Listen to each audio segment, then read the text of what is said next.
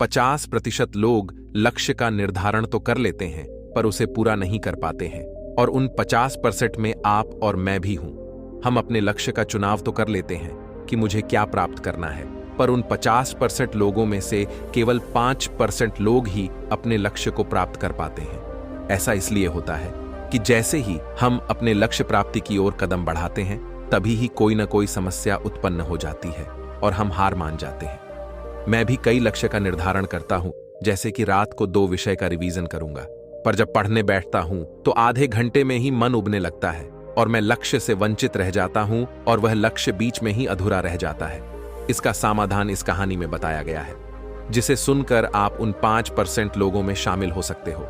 यह कहानी बहुत ही सुंदर तरीके से समझाई गई है, जिसके हर एक वाक्य में गहरी शिक्षा छुपी हुई है, और खास बात यह है कि यह बहुत ही प्रेरक कहानी है, जिसे सुनकर आप अपने लक्ष्य को दुगने जोश के साथ प्राप्त कर सकते हैं। और आखिर में कुछ ऐसे टिप्स भी हैं जो आपकी सफलता को 10 गुना तक बढ़ा देती है। तो कहानी का मजा लीजिए और इसे ध्यान से सुनिए। एक बार की बात है, एक निसंतान राजा था। समय के साथ वह बूढ़ा हो चुका था और उसे राज्य के लिए एक योग्य उत्तराधिकारी की चिंता सताने लगी थी। योग्य उत्तराधिकारी की खोज के लिए राजा ने पूरे राज्य में ढिंढोरा पिटवाया कि अमुक दिन शाम को जो मुझसे मिलने आएगा उसे मैं अपने राज्य का एक हिस्सा दूंगा। राजा के इस निर्णय से राज्य के प्रधानमंत्री ने रोष जताते हुए राजा से कहा, महाराज, आपसे मिलने तो बहुत से लोग आएंगे और यदि सभी को उनका भाग देंगे तो राज्य के टुकड़े टुकड़े हो जाएंगे। ऐसा अव्यावहारिक काम न करें। राजा ने प्रधानमंत्री को आश्वस्त करते हुए कहा, प्रधानमंत्री जी, आप चिंता न करें, देखते रहें क्या होता है। निश्चित दिन जब सबको मिलना था, राजमहल के बगीचे में राजा ने एक विशाल मेले का आयोजन किया। मेले में नाच गाने और शराब की महफिल जमी थी। खाने के लिए अनेक स्वादिष्ट पदार्थ थे। मेले में कई खेल भी हो रहे थे, जिसके कारण राजा से मिलने आने वाले कितने ही लोग नाच गाने में अटक गए, कितने ही सुरा सुंदरी में, कितने ही आश्चर्यजनक खेलों में मशगूल हो गए तथा कितने ही खाने पीने, घूमने फिरने के आनंद में डूब गए।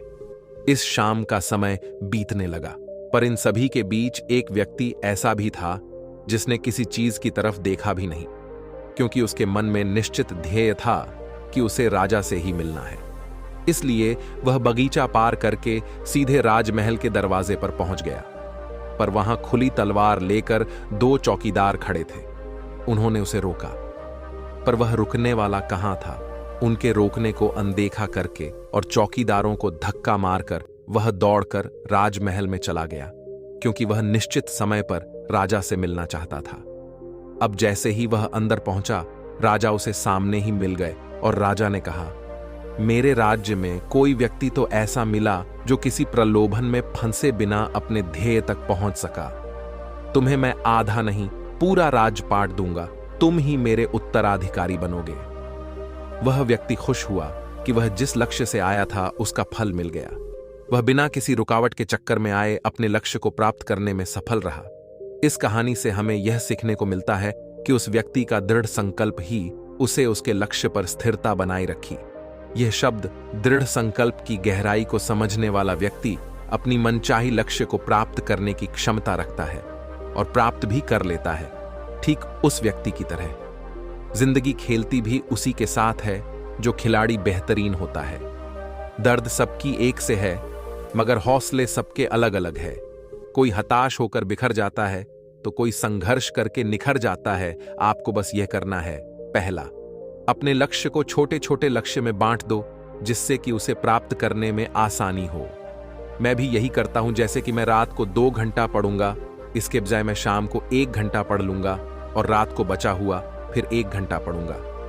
दूसरा, लक्ष्य को पूरा करने के बाद टिक लगा दें। तीसरा, जितना भी काम हुआ उसे नोट करें और 3 दिन ऐसा ही करें। आप स्वयं देखेंगे कि आपकी सफलता की दर पहले से 2 गुनी हो गई है।